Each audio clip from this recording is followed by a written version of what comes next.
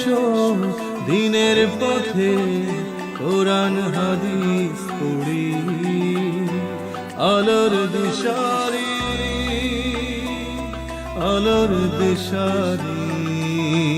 আমরা চলে যাব মাওলানা রবিউল ইসলাম নিয়াজি আপনার কাছে।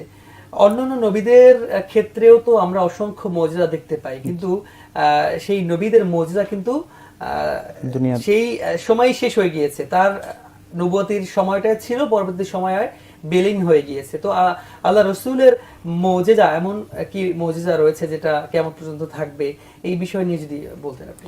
আসলে আল্লাহ রসুলের সবচেয়ে বড় মুজিজা হচ্ছে 30 পারা কোরআনুল কারীম।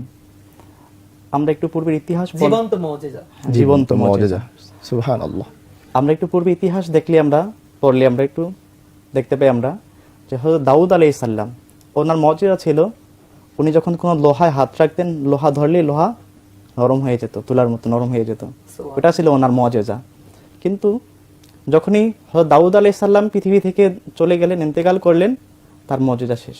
তারপর তার উম্মতগুলো যদি লোহা ধরে কিন্তু লোহা গলে না, গলে এখন গলে না, শেষ।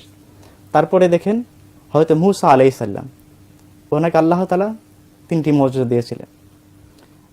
উনি একটা লাঠি ছিল, আল্লাহ তাআলা অনেক লাঠির মুজিজা দিয়েছিলেন। ওই লাঠিটা যখন উনি গাঁটতেন তখন লাঠিটা গাছে পরিণত হয়ে যেত, সুবহানাল্লাহ।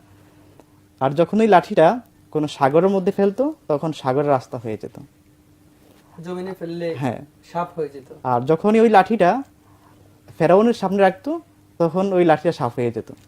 এটা ছিল মূসা আলাইহিস সালামের মুজিজা। কিন্তু দেখেন আপনি, মূসা আলাইহিস সালাম দুনিয়া থেকে চলে গিয়েছেন, ওনার মুজিজা ওই লাঠি অকার্যকর হয়ে হ্যাঁ গেছে, আর কাজ হয় না। নবীরা সবাই জীবিত, জীবিত, হ্যাঁ সবাই জীবিত, কিন্তু ওনারা স্থান পরিবর্তন।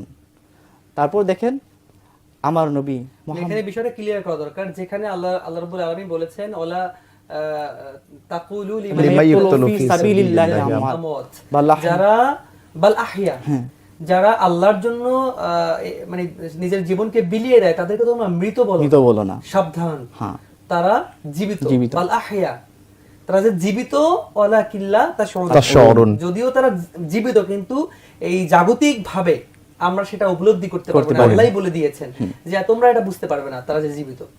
তো যাই হোক, নবী আলাইহিস সাল্লাতু ওয়াসাল্লাম জীবিত, কিন্তু তারা স্থানান্তর করেছেন, স্থান পরিবর্তন। আর আমার নবীকে আল্লাহ রাব্বুল আলামিন এমন এক মুজিজা দিয়েছেন, 30 পারা কোরআন। আমার নবী স্থান পরিবর্তন করেছেন, কিন্তু ওই কোরআনুল কারীম আজও পর্যন্ত রয়ে গিয়েছে, এটা কিয়ামত পর্যন্ত থাকবে ইনশাআল্লাহ। ইনশাআল্লাহ এমন এক মুজিজা কোরআন, যেই কোরআনটা লক্ষ লক্ষ কোটি কোটি মানুষ তার